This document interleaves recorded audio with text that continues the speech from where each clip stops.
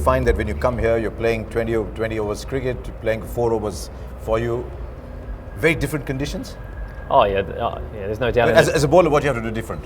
Well, the different formats are obviously the bigger challenge. There's less room for error as you move throughout the formats, but hey, playing cricket is totally different from in India as it is to England or New Zealand or Australia. But yeah, hey, it's about thinking on your feet. It's about trying to be a step ahead ahead of the batsman.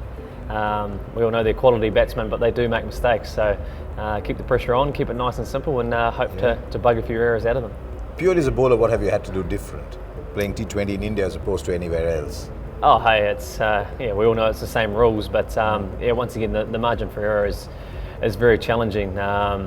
Players over here, the world-class players that are involved in the tournament, they know how to hit bad balls, and they definitely know how to hit good balls for 6. So try not to beat yourself up too much about it, but yeah, hey, you get 24 chances at doing something great. It's about keeping it simple and trying to put as much pressure on them as possible. Do you almost come here and say, I don't mind going 8 and over, or I don't mind going 8.5 and over? In your mind, do you have a number that says, right, if I go that many, I've done all right?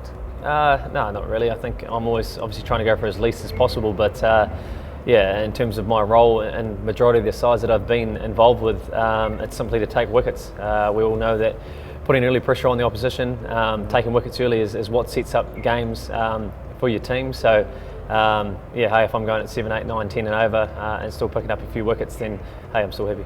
Is there pressure being the overseas player in such a big tournament? Yeah, there's pressure everywhere you go. You know, playing for your country, there's all the people back home on your shoulders, but you come here, there's millions of Indian fans and fans all around the world. So yeah, I suppose sometimes you do feel a bit of pressure, but yeah, it's not do or die. It's still a game at the end of the day. Yeah, I'd like to sit back and enjoy it more, put a smile on my face, and just go with it. To be honest. Was keeping Dale Steyn out of a side one of the highest points in your life? Oh, no, definitely not the highest point in my life. One of the. Yeah, Dale Steyn. You don't keep Dale Steyn out of a side every day, do you? Yeah, exactly. I'm sure if you looked into the many articles or interviews I've done, Dale Steyn is a massive childhood hero of mine. To come here, once again in a different environment, obviously, than playing against them, to share a dressing room with him was yeah, one of my better experiences of the IPL so far. He's a world-class bowler, and hey, it comes down to only playing 4 overseas players. Someone's got to make room for someone, but not in my wildest dreams would I think I'd be ahead of Dale Steyn in the picking order. You never know where life takes you. You're sharing a ball with an Englishman. Do you find suddenly sometimes that the rivalries melt away, and over a beer you're discussing all kinds of things that you didn't think you would otherwise? Do you see that happening a lot? Oh, hey, I think one of the best things about this tournament is the opportunities you get to learn and pick the brains of other world-class players. So yeah, not that there's many rivalries or any bitterness between any opposition at the best of times.